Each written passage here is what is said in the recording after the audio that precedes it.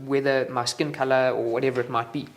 But I did choose how good I can be at the position, how passionate I am about it, and that we look at.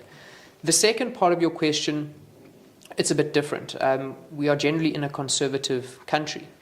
Would you say this area too is conservative?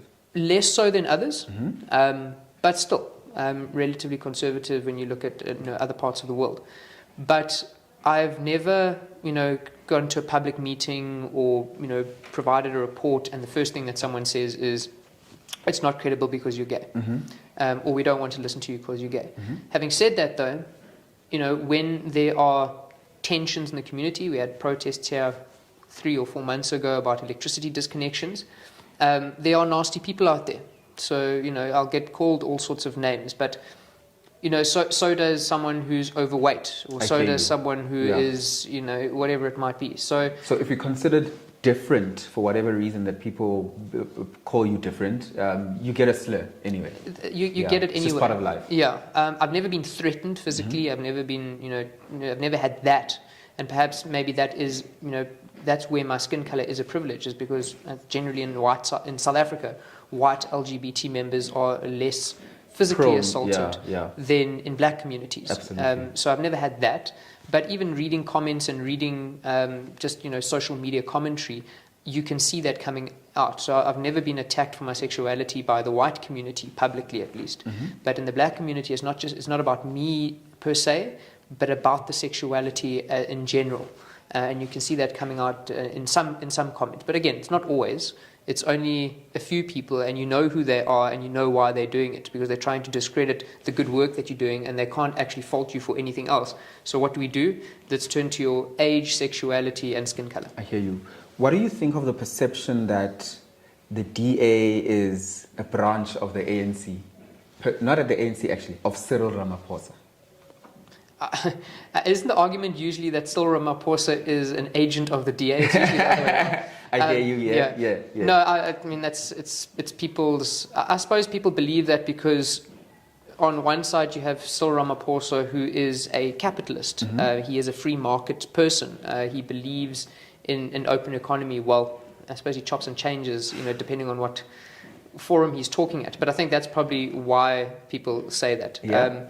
But that's just... And those are DA principles too? Yes, I mean, the free market economy and things like that. But I said it differs because Ramaphosa will stand up in other forums and talk about nationalization and land expropriation and all sorts of things like that. But it just depends on... It's like a chameleon, depending on what crowd you're talking to at the time and which Congress votes you're trying to win. But I mean, I can understand... And don't forget, that conversation's not born from the DA. The conversation's born from within the ANC. From people who don't believe in his leadership style, or trying to cover up corruption or whatever it might be. So what do? You try and align your leader with the opposition. You say, you see, he's just like them, and then obviously it drives division. But I mean, there's some policy positions that Ramaphosa's government put forward that we believe in. You don't just oppose for the sake of opposing. But there are many of them that we don't believe in because of either ideological or policy or whatever it might be.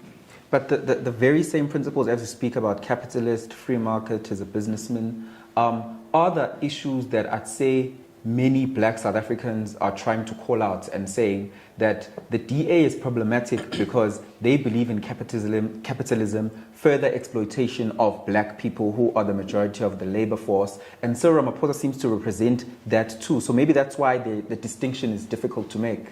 I think 90% of South Africans don't understand what capitalism or socialism or communism is. What 90% of South Africans see is that the majority of the people in our country who are poor or are, there's some sort of inequality, are black. And when you are given a reason that sounds like it makes sense by people who you look up to, politicians are supposed to come and tell you the truth, then you'll believe that. The real problems that we have in the country are, number one, corruption. We have lots of money that could be spent much more wisely. Two is policies. So BEE, it doesn't empower the man on the street. BEE empowers Ramaphosa and his friends to get more. And that's not because of white monopoly capital and all these sorts of things. The problem is policy uncertainty. So why would you invest to create jobs when you know that your factory might be taken away from you? And I know that's the most extreme version of it, but that's what the law would allow, essentially. Or nationalization, or the fact that you have no power to run your factory. So the idea of capitalism being the problem is an excuse is a disguise rather than actually dealing with the systemic problems that we have in South Africa. I do think, however, and this is probably, the evolution of how capitalism works, is that capitalism has to some extent, but also needs to evolve. So it's not the hardcore capitalism of Stalin's communism versus capitalism back then, but there does need to be a more socially responsible capitalism, and I think you see that in many businesses, and how they give back, whether it's through bursaries or building or whatever they might be. So the hardcore capitalism of what the ANC goes out and speaks about, not the ANC actually, it's more the EFF, speaks about, hardly exists anymore. But it's the rhetoric, it's the story that they tell. It's they're still living in 50 years ago, 60 years ago, where the Soviet Union still exists and we're fighting communist versus capitalist. That's the story that they tell because it sounds good, But that's not the problem. You can't grow business without electricity. You can't grow business. People aren't going to invest in South Africa when their primary concerns are the SDGs, the United Nations Development Goals, whereas our primary concern is BEE certification, and the two they're not interchangeable, interlinked, and there's a barrier there. It's silly decisions around land expropriation or nationalization or all these sorts of things, legislation around mines that chases people away. And what is it disguised as? Capitalism. Why? Because it sounds good. And when you add white monopoly onto it, then it's even great. But Chris, you have statistically, you still have black people majority living in poverty. You still have only 10% of the country earning more than 7,000 rand a month. That is absolutely absurd. Collectively in a household, 10% of the country earns more than 7,000 rand a month, of which you have only about 78% of the JSE listed board members are still white men. Not even just white people, white men. So surely, Chris, if you are saying let's scrap employment equity, triple BEE, you need to give me a solution that is better. And what is that solution from the DA? Because the triple BEE may be not working in implementation. Maybe that's what we need to address. But on paper, it actually speaks not just to black people. It speaks to black women who are even further disadvantaged. It speaks to the disabled. It speaks to children being empowered. So the definition is actually quite broader than just tenderpreneurs who go to Cubana and chow Moets and Gucci's. You know these things, eh? No, I agree with you completely. And I'll say separate the two issues slightly because they're interlinked but separate. So one BEE was a compromise between the nationalist government, the apartheid government, and the ANC to say how can we enrich people quickly to benefit as the same as all the nationalists. I mean, they were also corrupt, all the nationalist guys. So that was a compromise. That's not a great policy statement. You have a policy that that gives the majority an advantage, whereas the minority doesn't have any sort of advantage according to that policy. It's one of a kind in the world, despite our challenges being the same as other countries that have come out of that same sort of system or history. The DA has a solution, and we're the only political party that has an alternative policy to BEE, and that is our social justice policy. And what that says is that our interventions need to be needs-based. And inevitably, by it being needs-based, you're going to address 95% of the people who are most in need are black South Africans or women or disabled as, the different categories. And that's by virtue of statistics. So how do you define these needs? So our policy is based on those SDGs to say that there are multiple layers of what you can call development or interventions or transformation. It's not just about the business owner. It's about the quality of the education. It's about, whether or not you have water. Do you have public transport? All of these things are inequality. All of these things add to poverty. So poverty, inequality, and employment is not just a sort of a single type of problem. It's not just about black people not having jobs. It's about, does the education that someone gets allow them to get a job? I hear you. Can someone no, what is the latest statistic? Was it 40% of household income is spent on transport? Yeah. So that's discrimination. That's inequality. But we don't address that issue. Why? Because it's not sexy.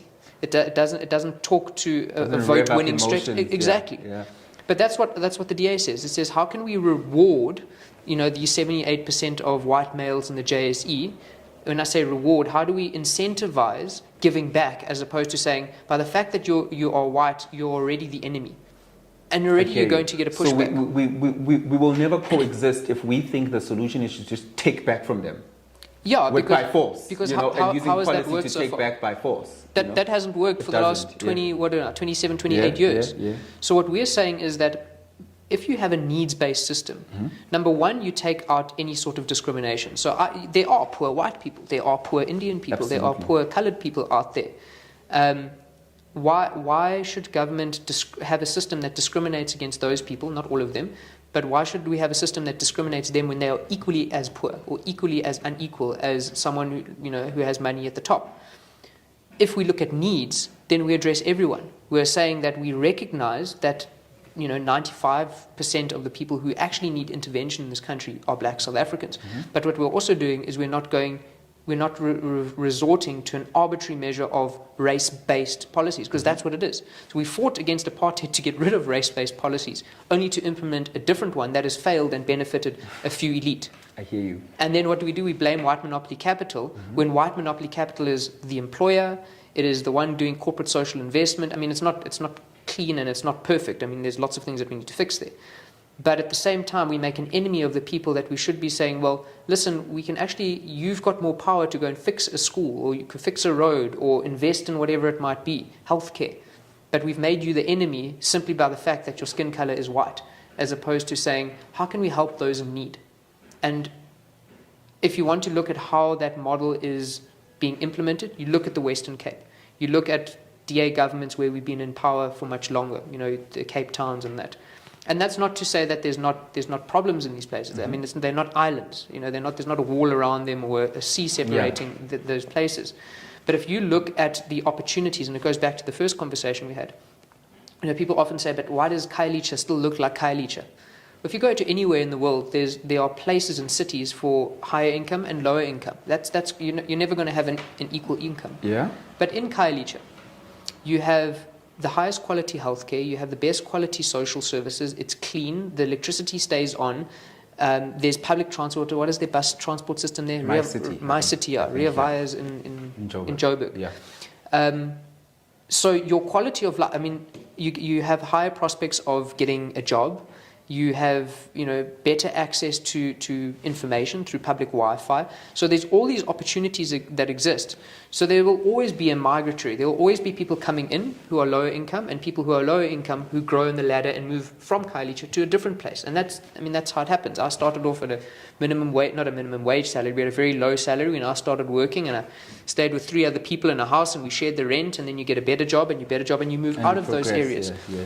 And that's the same with cities. But what we can't have is places like in eThekwini, where the quality of life of people living in Umlazi, or look at some of the huge informal settlements like Cato Manor, places like that, hardly get better, and in some cases get worse. The statistics of rape and crime get worse, as opposed to in Khayelitsha, where it gets better. Or the access to healthcare. You don't have. When last did Prince Mshieni Hospital get upgraded? And it's like a death trap when you go there. And it's one of the biggest in the province. Yeah, and then you go to the Khayelitsha Hospital, and it's a state-of-the-art hospital, serves thousands or hundreds of thousands of people, and it's there for people to use. So that's the difference, is that we DA government is not going to solve everything as an island. But if we create access to opportunity, and we make access to those opportunities needs-based, there's no reason why Ramaphosa's kids, or my kids, should get free education. But why should someone who cannot afford not get free education? So you identify that need of, obviously. So there are aspects of my life that I will never reveal, that are between myself, my family. On the third day. That one, yeah. Like Christ himself. What was that about? I don't even know. You went to a fancy restaurant in a beautiful place in South Africa, and he left you with love them, Rand. babe. He's not circumcised. I was told. Not just. So from Mawafundis and all of that, I mean, I heard the audible voice of God. It wasn't a decision. It wasn't a decision.